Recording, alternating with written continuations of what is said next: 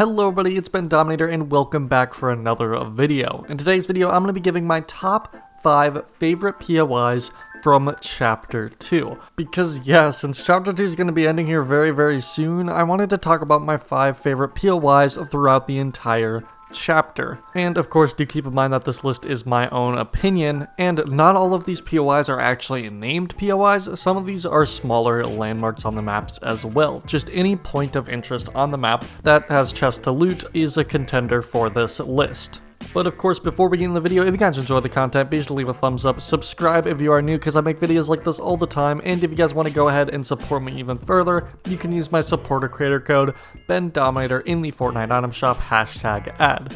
Let's go ahead and get right into the video. So at the bottom of our list on the number 5 spot is gonna be the Fortilla. Now, if I were ranking things just on how they look, this would be number 1 for sure, but since I gotta keep in mind gameplay and stuff like that, this is at the bottom of my list, but still in my top 5 because I really enjoy this POI a lot, and I'm so sad that it's gone. But yeah, in terms of aesthetics, this is my favorite by far. It's so cool looking, it's so unique and interesting, definitely one of the most unique POIs we've had in the entire game, if I'm being honest. And it feels very nostalgic to me for some reason, just something about the summer vibes and the thrown together things. It seems like some kind of weird summer touristy town that you would visit on a vacation. It's just very nostalgic, and I love it a lot for that as well. I just love the whole vibes of this POI, and I'm just super upset that it's gone because it was such an interesting place. But the thing that brought it down the most for me was the fact that it was indeed a spy location, which means there were henchmen, there was a boss, there was a mythic, there was a vault, and that's just something that I've never really been into when it comes to Fortnite, so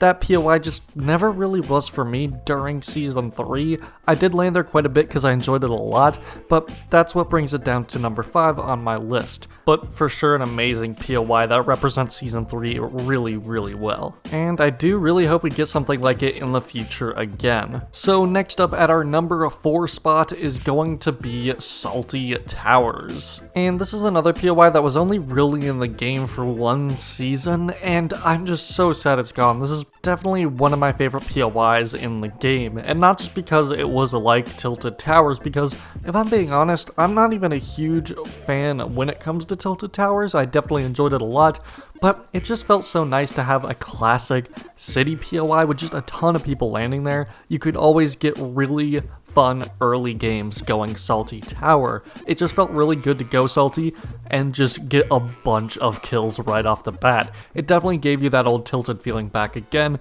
in a new and remixed way, which I really enjoyed. The main thing that I didn't like about it was the sand, and I was kind of hoping that in Season 6 they would get rid of the sand but keep Salty Towers. Instead, they ended up replacing it with bony burbs, unfortunately. But yeah, the sand was a bit annoying to me. It just felt like the terrain there was kind of wacky.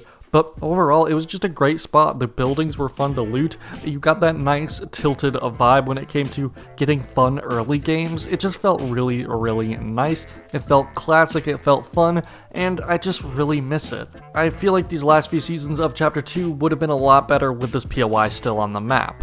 So that's why it's at my number 4 spot. Moving on to number 3 is Hedges. This has been a POI that's been around from the very start, but unlike all the other named POIs that have been on the map since the beginning of Chapter 2, this is the one that I haven't really gotten too tired of. I mean, obviously, yeah, it's gotten a little stale, but I still have a pretty good time landing here. Most of the houses have pretty good loot. I mean, I have a good time looting pretty much every single one of these houses. It's just a nice, simple neighborhood POI, but it's fresh to Chapter 2. It's not reused from Chapter 1 like Pleasant, Salty Springs, and even Retail Row. So that gives it a bit of extra originality when it comes to Chapter 2, and well, yeah, it's been around for 8 seasons at this point. I still think it is a pretty cool POI, even if it is very simple, and I just enjoy landing there. It's my nice comfort landing spot. And it also helps that there's still a good amount of players going this POI, so you get some nice early game fights in as well, which I always really like in a POI.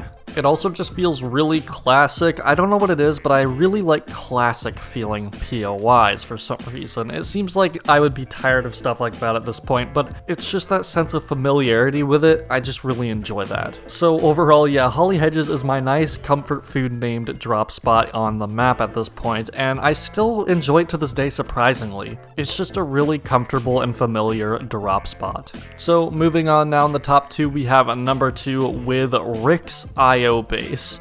Yeah, this is probably going to seem like a pretty weird pick to most people, but this is definitely one of my favorite spots to still land to this day.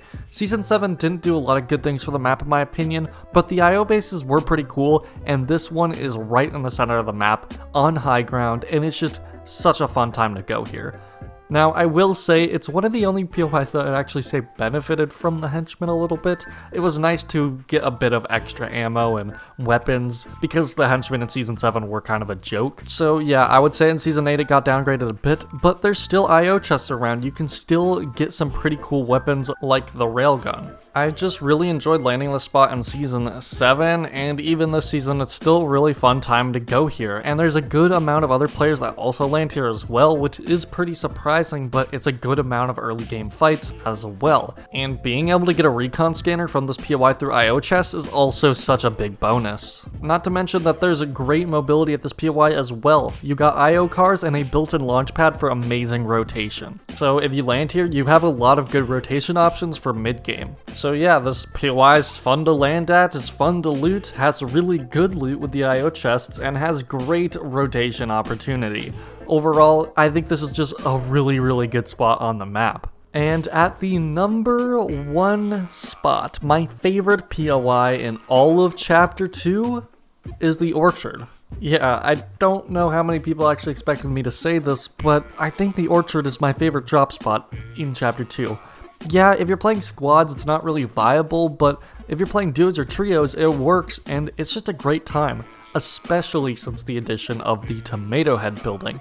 That just made this place even better. And I think this is the closest equivalent to my favorite Chapter 1 POI being Tomato Temple. Because you got the Tomato Head building, you got a small amount of little buildings to the side, it's just a nice calm place to loot and it's a lot of fun. Sometimes you'll run into some fights there, but overall it's great. There's also some trucks nearby for good mobility, it's in a good spot, it's just a great drop in my opinion, and I think it's very overlooked. You also get great mats because there's a bunch of trees, not to mention a pretty good amount of wood pallets as well, and of course you got the apples and the campfire for easy healing when you're rotating through this place, or if you landed there and you just got out of an early game fight. But yeah, it's kind of weird to me that my 2 favorite POIs of the season aren't even named, but I guess that's just how it is. A lot of the named POIs on Chapter 2 just have not really impressed me too much. I much prefer a lot of the smaller landmarks around the map, and while there's still some great named POIs during Chapter 2 that I didn't mention on this list, I still think that my favorite POIs are the smaller landmark POIs. So yeah, that's my top 5 favorite POIs of Chapter 2. And honestly, I'd love to hear your top 5 in the comments below. And let me know what you guys think of my list and of this video in general. If you guys like this video, be sure to give it a thumbs up, subscribe if you're new because I make videos like this all the time, and if you really want to support me, you can use my supporter creator code Bendominator in the item shop #ad. Thank you guys so much for watching this video, have a great rest of your day, and goodbye.